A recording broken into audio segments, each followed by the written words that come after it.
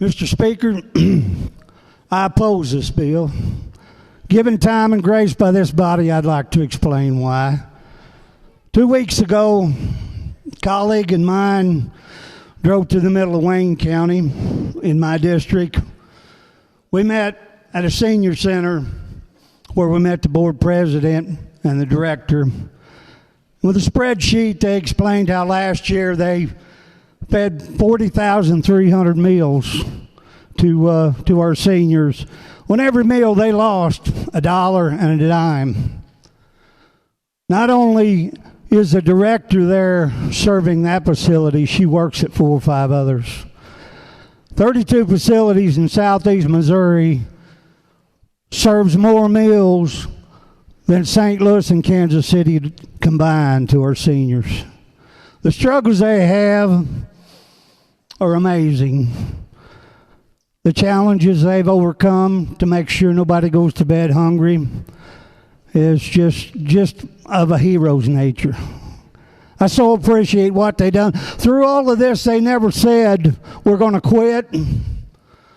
They didn't say, where's it going to come from? They have yard sales. They have benefits to make this happen. What a bunch of heroes.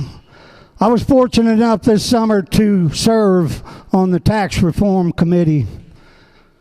Sitting in Kansas City, we sat there and heard public testimony for about 5 hours. One that sticks in my mind is a veteran on crutches that come up. And as he spoke, we literally taxed him out of his home. We sent him to the house, somebody that had been wounded in war for our freedom. We said...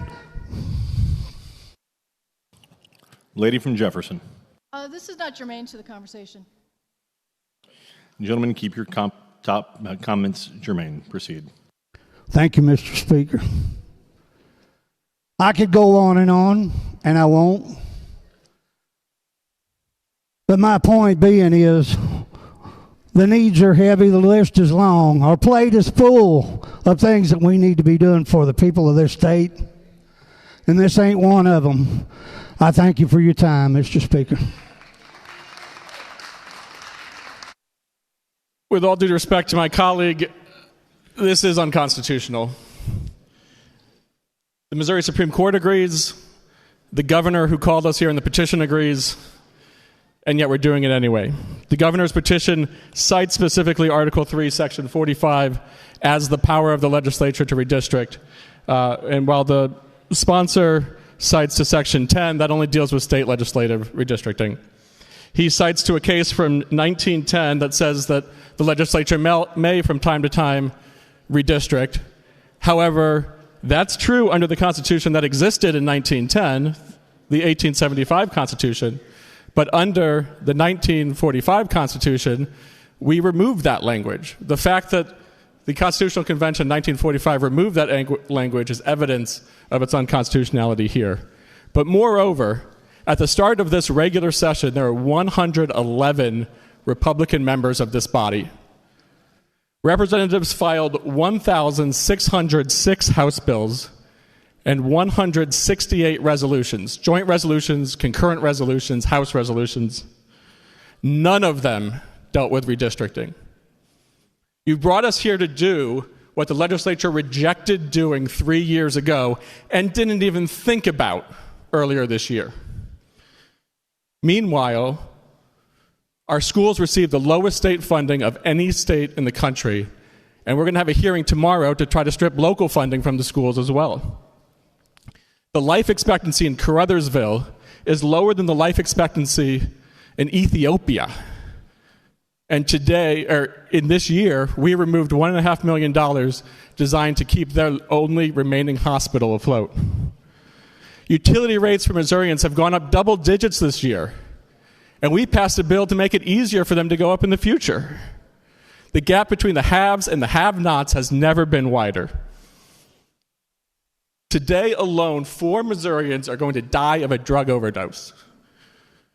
4 other Missourians will die by suicide. 3 will die on our highways. 26 will declare bankruptcy. 800 will be laid off or fired. 1 in 4 school districts can't afford to teach kids 5 days a year in Missouri. 1 in 8 Missourians lives in poverty. 1 in 20 woke up this morning hungry, will go to bed hungry tonight, and will wake up tomorrow hungry again. Meanwhile, our farmers are dealing with unconstitutional tariffs.